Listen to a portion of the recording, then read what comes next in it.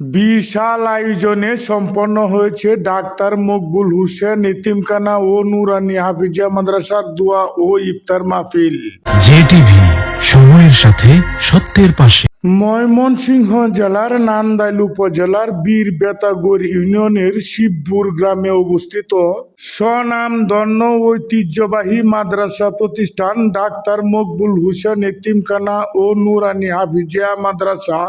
উক্ত মাদ্রাসার হাফেজ ছাত্রদের পাগড়ি প্রদান উপলক্ষে 27শে ফেব্রুয়ারি 2026 তারিখ এবং 9ই রমজান মাদ্রাসা ময়দানে দোয়া ও ইফতার মাহফিল অনুষ্ঠিত হয়েছে। উক্ত ইফতার মাহফিলে মাদ্রাসার প্রতিষ্ঠাতা জনাব ইখতিয়ার উদ্দিন ভূঁইয়া সাহেব 3000 মানুষের জন্য ইফতারের আয়োজন করেন। আজকে হাফেজ ছাত্রদের পাগড়ি প্রদান উপলক্ষে আজকের এই ইফতার মাহফিল। বয়ান পেশ করেন হযরত মাওলানা নূর আহমদ কাসেম হুজুর। উক্ত অনুষ্ঠানে সভাপতিত্ব করেন আলহাজ মাওলানা কাজী আব্দুল সত্তার সাহেব। ইফতার মাহফিলে অংশগ্রহণ করেন ময়মনসিংহ শহরের বিশিষ্ট ব্যবসায়ী ও সমাজসেবক আলহাজ মাহবুবুল আলম সাহেব, আলহাজ আব্দুল খালেক সাহেব, জনাব মাসুদ পারভেজ, অ্যাডভোকেট রেজাউল করিম, ব্যারিস্টার সুহেল রানা রাজ সহ আরো বিশিষ্ট ব্যক্তিবর্গ উপস্থিত ছিলেন। মাদ্রাসার ছাত্ররা অতিথি মহোদয়কে সম্মানের সাথে বরণ করে নেয়। উক্ত ইফতার মাহফিলে অংশগ্রহণ করেন বেতাগড় সহ পার্শ্ববর্তী কয়েকটি ইউনিয়নের আলেম উলামাগণ। উপস্থিত ছিলেন বেতাগড় ইউনিয়নের বিশিষ্ট সমাজসেবক ও নেতৃস্থানীয় ব্যক্তিবর্গ।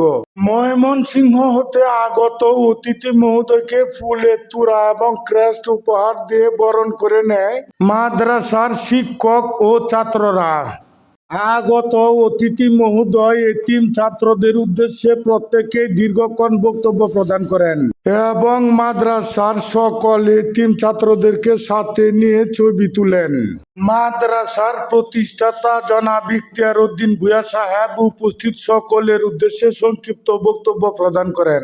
ইফতার ও দোয়া মাহফিলে সম্মানিত অতিথিবৃন্দ যারা আসছেন, ময়মনসিংহ থেকে আগত এবং অত্র প্রতিষ্ঠানের হৃদয়ের মানুষ, যার পরিশেষে দোয়ার মাধ্যমে ইফতার মাহফিল শুরু হয়। তুমি কবুল আর মঞ্জুর করে নাও। যারা এতিমের লালন পালন করতেছে তাদেরকেও তুমি কবুল করে নাও। ইয়া আল্লাহ, তুমি সবাইকে তুমি কবুল আর মঞ্জুর করে নাও। আমাদেরকে এতিমদেরকে যথাযথভাবে লালন পালন করার তৌফিক দান করো। আল্লাহ, তুমি আমাদের দেশের উপর শান্তির ফয়সালা করে দাও, আমাদের এলাকার উপর শান্তির ফয়সালা করে দাও, আমাদের পরস্পরে মিল মহব্বত বৃদ্ধি করে দাও, আমাদেরকে 5 ওয়াক্ত জামাতের সাথে নামাজ আদায় করার তৌফিক দান করো, আমাদের সবগুলি রোজা যথাযথভাবে আদায় করার তৌফিক দান করো। ইয়া রাব্বে কারীম, তুমি আমাদেরকে মাফ করে দাও। ইয়া আল্লাহ, হইতে পারে আমাদের জীবনের শেষ রোজা। ইয়া আল্লাহ, শেষ রোজা মনে করে তোমার কাছে চাচ্ছি, তুমি আমাদেরকে মাফ করে দাও।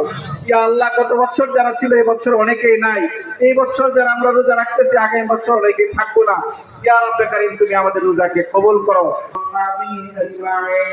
برحمتك يا أرحم الراحمين।